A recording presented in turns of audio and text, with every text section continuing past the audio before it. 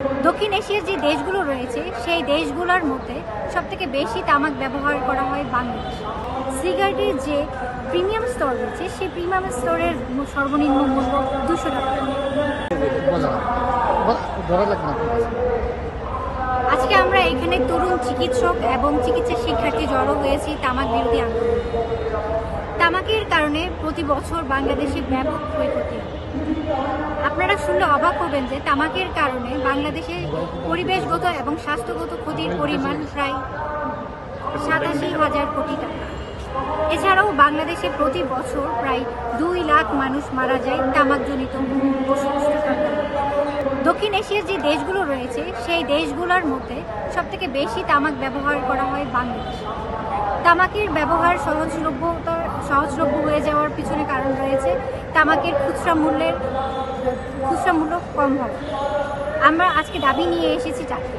আমাদের দাবিগুলো হচ্ছে সিগারেটের যে মধ্যম স্তর এবং নিম্ন স্তর রয়েছে সেই দুটি স্তরকে একত্রিত করে সিগারেটের 3টি স্তর। আমাদের আরেকটি দাবি হলো সিগারেটের যে নিম্ন স্তর রয়েছে সেই নিম্ন স্তরের খুচরা মূল্য সর্বনিম্ন 100 টাকা। আমাদের আরেকটি দাবি হলো সিগারেটের যে প্রিমিয়াম স্তর রয়েছে সেই প্রিমিয়াম স্তরের সর্বনিম্ন মূল্য 200 টাকা। এছাড়াও সিগারেটের উপর যে কর রয়েছে তা সুনির্দিষ্ট 4 টাকা কর। এর ফলে যেটা হবে, এর ফলে সিগারেটের দাম আমরা আশা করছি মানুষের ধরাছোঁয়ার বাইরে।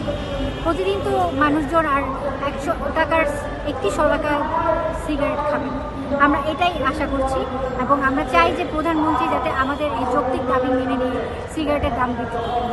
প্রথম দাবি হচ্ছে আমাদের যে 4টা স্তর রয়েছে সিগারেটের বিক্রির যে মূল্য রয়েছে সেই 4টা স্তরকে 3টা স্তর একীভূত করা।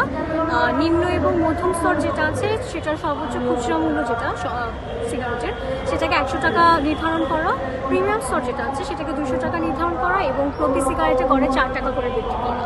আর আজকে আমরা যারা এখানে আছি আমাদের চিকিৎসক সমাজের দাবি এটাই যে কর বৃদ্ধির মাধ্যমে আমরা যেমন রাজস্ব আয় বৃদ্ধির ব্যাপারটা হচ্ছে গিয়ে আমরা নিশ্চিত করতে পারি, একই সাথে স্বাস্থ্যগত এবং অর্থনৈতিক দিক থেকে তরুণ সমাজ যাতে এই তামাকের ভয়াবহতা থেকে পরাগ্রাস থেকে রক্ষা পায় এবং একই সাথে আমরা যেন একটা সুন্দর ভবিষ্যৎ নিশ্চিত করতে পারি। লাভের থেকে আমাদের নিজেদের ব্যাপারটাই আমরা বেশি প্রাধান্য দিচ্ছি যে আমরা তরুণ প্রজন্ম থেকে এটা থেকে বের করে আনতে পারছি কিনা। তো আমরা দুইটা ব্যাপার দেখছি এখানে, আমরা স্বাস্থ্যগত ঝুঁকি যেটা স্বাস্থ্যগত দিক থেকে উন্নতি যেটা সেটা দেখছি এবং অর্থনৈতিক দিক যেটা যে কর বৃদ্ধির কারণে সরকারের রাজস্ব আয় বৃদ্ধি পাবে। But at the same time আমি যখন এই এফোর্ডেবিলিটি বা অ্যাভেলেবিলিটি কমিয়ে আনতে পারবো তরুণদের মধ্যে থেকে, তরুণরা যখন এখান থেকে নিরুৎসাহিত হবে তখন এই যে প্রতি বছর 2 লক্ষ মানুষ মারা যাচ্ছে তামাকজনিত কারণে সেই মৃত্যুর যে সংখ্যাটা সেটা আমরা হ্রাস করতে পারবো।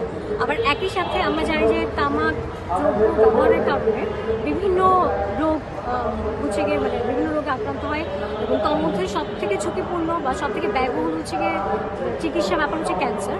তো এই যে একটা আর্থিক ক্ষতি, এই যে একটা আমরা যে কর্মক্ষম জনসংখ্যা সেই জনসংখ্যা যখন ক্যান্সারের কারণে অন্যান্য ঝুঁকির কারণে